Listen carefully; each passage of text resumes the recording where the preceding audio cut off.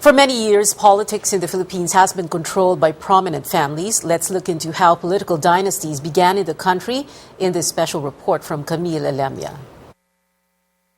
During the Spanish occupation, power was distributed to a few elite families, the mestizo families, the Principalia. They owned land, held power, had the right to vote, and were inevitably the ones who control local power. Political dynasties are not exclusive to Philippine politics. The U.S. has the Kennedy and Bush families, India has the Gandhis, Indonesia has the Suharto family, Malaysia has the Razak, while Thailand has the Shinawat family. Political analyst Mon Casiple says martial law gave birth to a number of political dynasties, bred by the Marcos dynasty itself.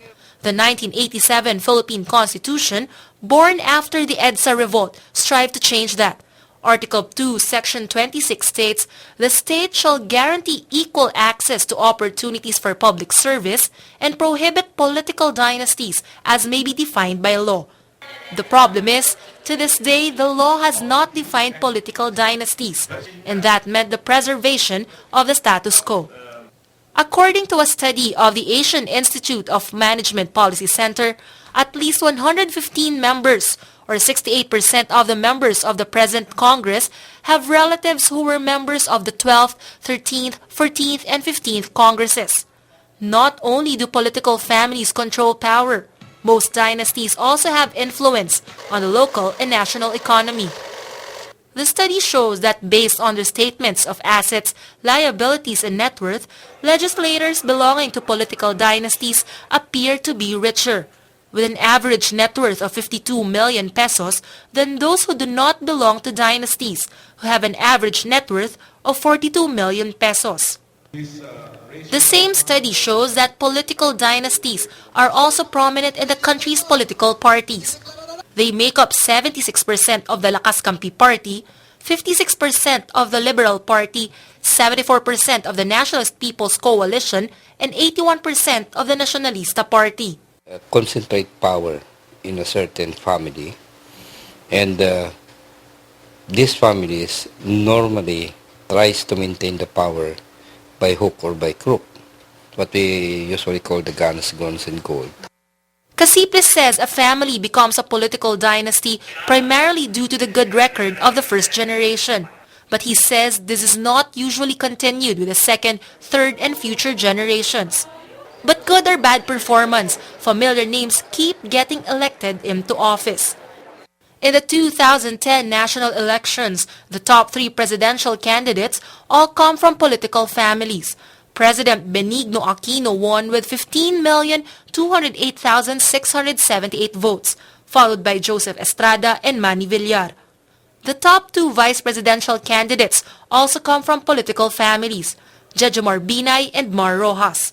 And 8 of the 12 winning senatorial candidates all come from political families, Revilla, Estrada, Enrile, Cayetano, Marcos, Recto, Osmeña, and Gingona.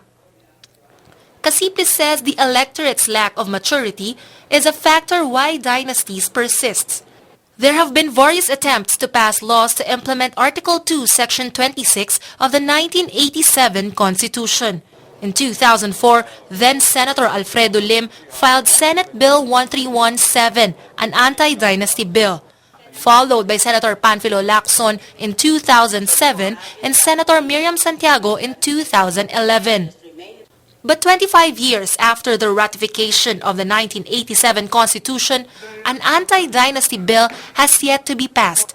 In a Congress populated by politicians who come from political families, passing an anti-dynasty bill is next to impossible. In the House of Representatives, it has always been archived.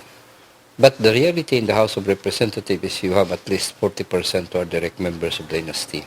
That hasn't changed much. Casiple claims strengthening of the political parties is the solution to dynastic rule in the Philippines. Because the dynasty system has basically replaced the political parties.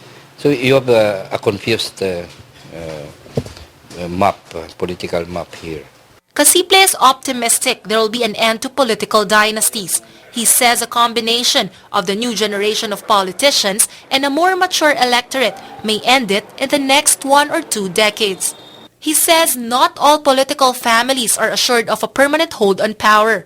There are emerging giant slayers who are now being voted into office.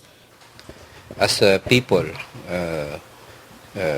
became mature, they tend to try to find candidates who can articulate their aspirations or come from the ranks.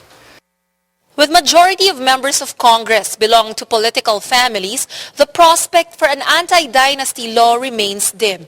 They say the best way to ensure equal access to opportunities for public service is through strengthening of political parties, the use of technology for fraud-free elections, and the creation of an informed electorate. Camille Elemia, Solar News.